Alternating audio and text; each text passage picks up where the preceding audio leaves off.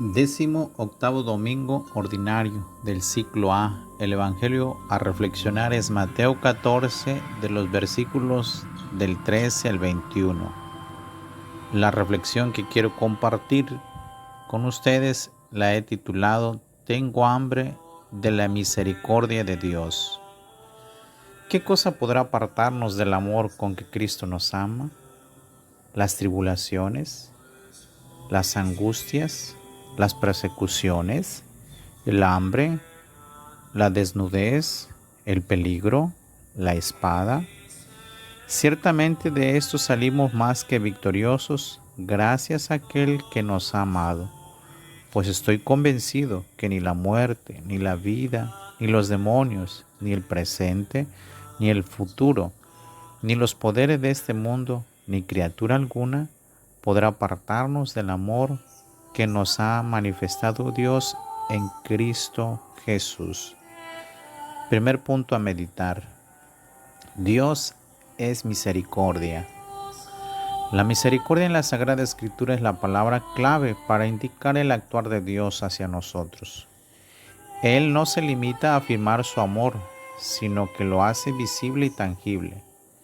El amor, después de todo, nunca podrá ser una palabra abstracta. Por su misma naturaleza es vida concreta, intenciones, actitudes, comportamientos que se verifican en el vivir cotidiano. La misericordia de Dios es su responsabilidad por nosotros. Él se siente responsable, es decir, desea nuestro bien y quiere vernos felices, colmados de alegría. Segundo punto a meditar. Dios es compasivo. Al enterarse Jesús de la muerte de Juan el Bautista, subió a una barca y se dirigió a un lugar apartado y solitario. Al saberlo la gente lo siguió. Él vio aquella muchedumbre y se compadeció. En primer lugar, ve que lo van siguiendo. Jesús no se molesta porque lo van siguiendo, a pesar de que sabe que ha muerto Juan y trae ese dolor en su corazón. Sin embargo, Él sabe que lo buscan por una necesidad. Esta es el hambre de ser amados, hambre de la misericordia de Dios. En segundo lugar, se muestra compasivo. Dicha expresión equivale a que las entrañas se remueven. Dicho de otra forma, significa compartir, es decir, identificarse con el sufrimiento de los demás, hasta el punto de cargar sobre sí el mal que a ellos les aqueja. Por tanto, Jesús no es indiferente, no tiene un sentimiento de lástima, sino que se involucra con ellos, es decir, sufre con nosotros, sufre por nosotros. Y la señal de la compasión son las numerosas curaciones que hizo, enseñando primero que están las necesidades del otro antes que las mías. Por eso, mis exigencias, incluso siendo legítimas, no serán nunca tan urgentes como la de los pobres que no tienen lo necesario para vivir dignamente.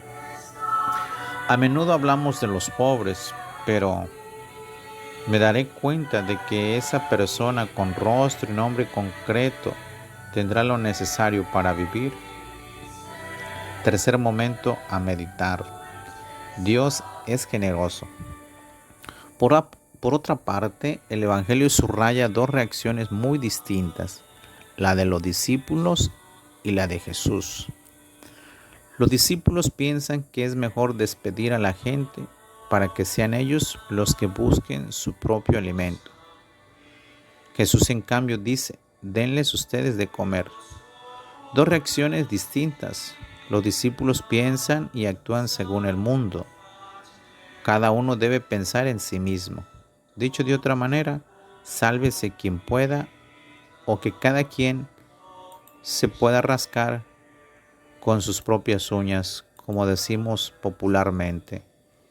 Jesús actúa según la lógica de Dios, que es la misericordia, compartir, generosidad, etc. ¿Cuántas veces miramos hacia otra parte para no ver a los hermanos necesitados? Y esto es egoísmo. Si Jesús hubiera despedido a la multitud muchas personas hubieran quedado sin comer o se hubieran muerto. En cambio, esos 5 panes y 2 pescados compartidos y bendecidos por Dios fueron suficientes para todos. Atentos.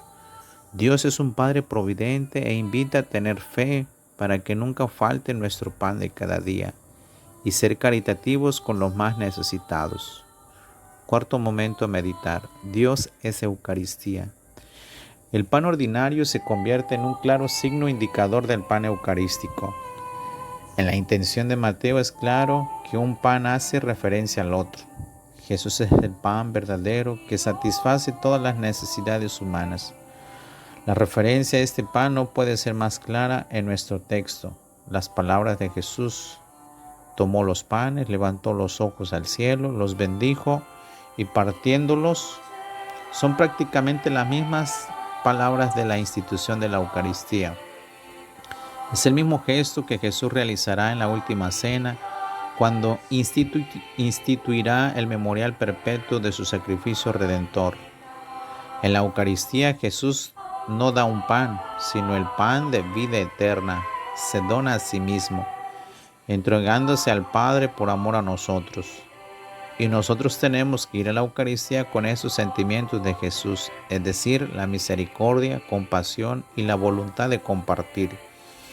Quien va a la Eucaristía sin tener el mínimo anhelo de adquirir esas actitudes no puede estar bien con Jesús. Conclusión. Dios es amor, así lo afirma toda la Sagrada Escritura. Este amor se ha hecho ahora visible y tangible en toda la vida de Jesús. Su persona no es otra cosa sino amor, un amor que se dona gratuitamente.